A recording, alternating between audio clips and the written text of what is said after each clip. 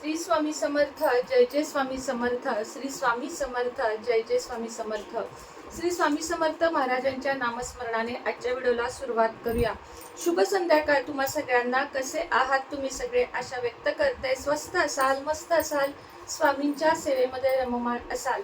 आज आहे सोमवती अमावस्या. आज संध्याकाळी जो कर्पूर होम तुम्हाला सांगितलेला आहे तो अवश्य करा, सगळ्यांनी करा, कारण त्याचे अलौकिक फायदे आहेत. तुमच्या घरामध्ये कुठल्याही प्रकारच्या अडचणी असू दे, जसं की पती तुमचा ऐकत नाही, पती किंमत देत नाही, किंवा घरात सासू सुनेचे सतत वाद होतात, दीर जाऊ जावा यांचे वाद होतात, किंवा घरामध्ये कितीही काही करा शांतताच लाभत नाही, मानसिक शांतताच नाही, सतत रखरख आहे, सतत भांडणं आहेत, सतत आर्थिक परिस्थिती खालावते, नेहमी पैशावरून वाद होतात, एक झालं की दुसरं कर्ज होतं, अशा सर्व समस्यांसाठी तर अमावस्या, पौर्णिमा आणि शनिवारी केला जाणारा कर्पूर होम कसा करावा आणि त्याच्यासोबत काय काय जाळावे याची संपूर्ण माहिती मी तुम्हाला आत्ताच्या सकाळच्या व्हिडिओमध्ये दिलेली आहे. आता आपण उद्या म्हणजे मंगळवारची जी अमावस्या आहे, उद्या सकाळी ती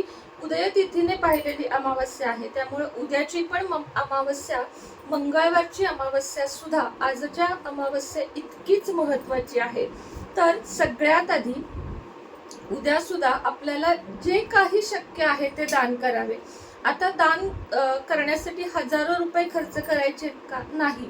असतील तुमच्याकडे देवाच्या कृपेनं तर तेही नक्की करा, पण नसतील तर किमान जे शनी मंदिराच्या इथं किंवा कोणत्याही मंदिराच्या बाहेर आजूबाजूला तुम्हाला दिसतील की त्या एखाद्या व्यक्तीच्या पायात चप्पल नाहीये, एखाद्याला चालता येत नाहीये, त्याच्याकडे काठी नाहीये, छत्रीची गरज आहे, छत्री नाहीये, खायला नाहीये, या गरजांनी ही माणसं खुश होतात. आणि ही माणसं जेव्हा आनंदी होतात, यांच्या चेहऱ्यावर एक सुंदरसं स्माईल येतं, त्यावेळेस आपल्यालाही बरं वाटतं आणि आपल्याला एक दुआ लागतो, त्या दानाचं आपल्याला पुण्य मिळतं. ज्यांच्याकडे ऑलरेडी आहे त्यांना जेव्हा आपण देतो तेव्हा दान मिळत नाही, दानाचं पुण्य मिळत नाही.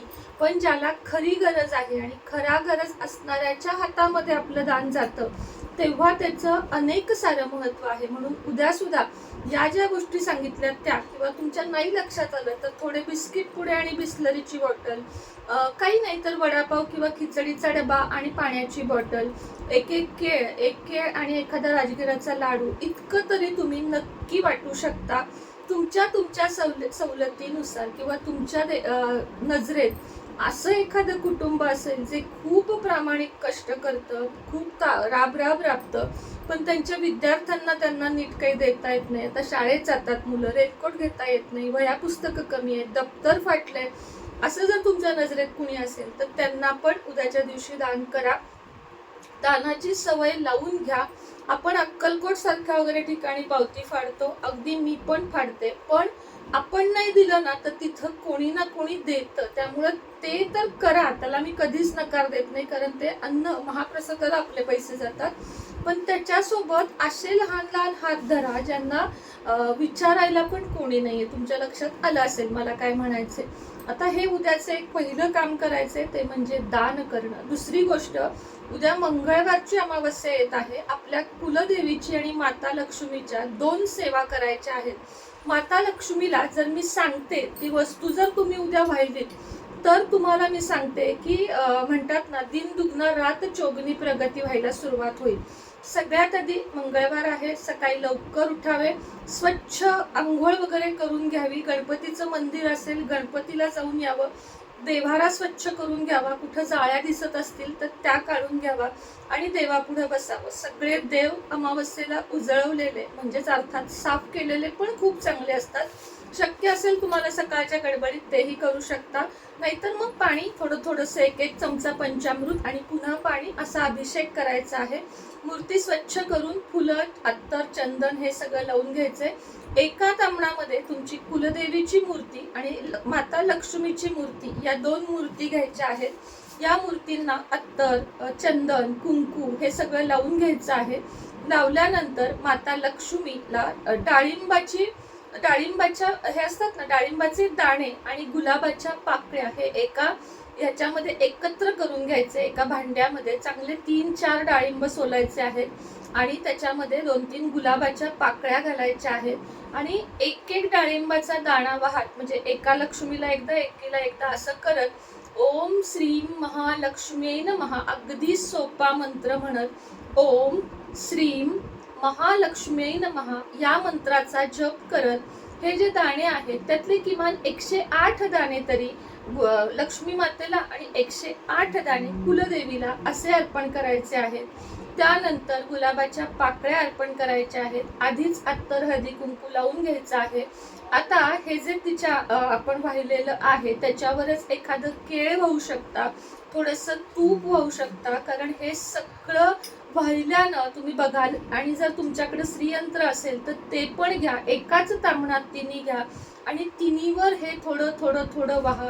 तुम्हाला सांगते मध वाहा, त्याच्यावर या सगळ्यावर मध वाहा, साखर वाहा, थोडं दही वाहा किंवा दूध वाहा. दही नको, फळांच्या विरुद्ध आहे, थोडंसं दूध वाहा आणि मग नमस्कार करा माता लक्ष्मीला. मस्त गुलाबाचा धूप लावा आणि तिथंच बसून श्री सुक्त, महालक्ष्मी अष्टकम आणि व्यंकटेश स्तोत्र फक्त या 3 सेवा करा.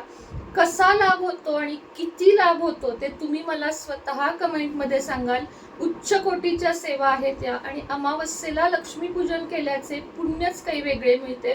आता हे सगळं साहित्य आहे ते नंतर आपणच खाऊन टाकायचं आहे. ते सगळं मिक्स असेल तर इथे छान लागतं, कारण आपण त्यात असेच पदार्थ राहिले आहेत. आता हो, यामध्ये तुमच्याकडे बदाम, काजू, वेलची हे असेल तरी लहान लहान तुकडे करून किंवा तसंच तुम्ही वाहिलं तरीही चालेल. लवंगा, या सगळ्या गोष्टी त्यात वाहता. लवंगा एवढ्या खाणं शक्य नाहीये, त्यानंतर काढून सुकवून बाजूला ठेवल्यात, मायक्रोवेव्हला थोड्या गरम करून तरीही चालतील. तर ही सगळी सेवा करायची आहे.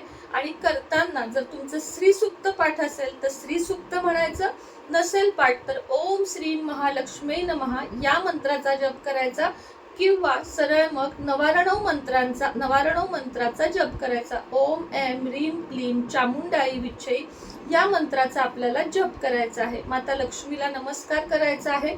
साधारण 1 तास ते साहित्य तसंच ठेवायचं आहे, मात्र लवकर काढा, 1 तासाच्या वर ठेवू नका. त्यातले पदार्थ काळे पडतील ते काढून घ्या आणि मग ते खायला घ्या. आणि तशाच मूर्ती ठेवून तिला फक्त फुलं वाहा, त्या धुण्याच्या गरज नाही, कारण त्याच्यातले अजूनही त्यामध्ये ऊर्जा राहणार आहे.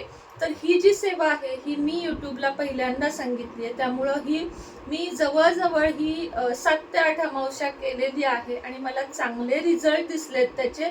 नुसता पैसा नाही बरं का, अनेक गोष्टींमध्ये बदल दिसतो आपल्याला. मानसिक सुख, घरातलं सुख, पती आनंदानं तुमचा असेल तर तो राहील, घरातल्या मुलाबाळांचं सुख, हे सर्व काही याच्यामुळं प्राप्त होतं. बघा, तुम्ही करून बघा, मी सांगते म्हणून करून बघा. जाता जाता सांगते, लक्ष्मी कुंचन आलेले आहेत. पारंपरिक लक्ष्मी कुंचन ज्यांना हवे आहेत, अँटिक, तेही आले आहेत आणि सिंपल पण आलेले आहेत. उद्या दुपारच्या 3च्या लाईव्हला सगळ्यांनी भरभरून यायचं आहे, ही माझी तुम्हाला नम्र विनंती आहे. उद्या दुपारी ठीक 3 वाजता लाईव्ह होणार आहे. ज्यांना ज्यांना कुंचन पाहिजे आहे त्यांनी बुकिंग करून ठेवा. 2860 रुपये आपल्याकडे लक्ष्मी कुंचनची सिद्ध करून संपूर्ण साहित्यासहित अगदी तुम्हाला व्यवस्थित पूजा करून दिली जाणार, तर ते आहे. त्याच पद्धतीने अघोर लक्ष्मी सिद्धी मंत्र, कर्जमुक्ती, शत्रुनाश, मोहिनी वशीकरण, त्याच पद्धतीनं पतीला आपलंसं करण्यासाठी असेल, घरातल्या कोणालाही आपलंसं करण्यासाठी असेल, तुमचं प्रेम मिळवण्यासाठी असेल, शत्रूंपासून विजय मिळवण्यासाठी असेल, कोर्ट कचेरी असेल, अडकलेले पैसे असतील, तर या सगळ्यासाठी तुम्हाला एक मंत्र दिला जातो जो की पेड आहे. त्याच्यासाठी सुद्धा तुम्ही संपर्क साधू शकता. ब्रेसलेटचा कॉम्बो जो खूप काम करतो तो 3000चा आत्ता 2000ला ऑफरमध्ये चालू आहे. तर त्यासाठी सुद्धा खाली दिलेल्या नंबरवर नक्की संपर्क साधा. तर चला, आजच्या व्हिडिओमध्ये इतकंच. पुन्हा भेटेल नवीन व्हिडिओ सोबत, नवीन विषयासोबत. तोपर्यंत तुम्हा सगळ्यांना श्री स्वामी समर्थ.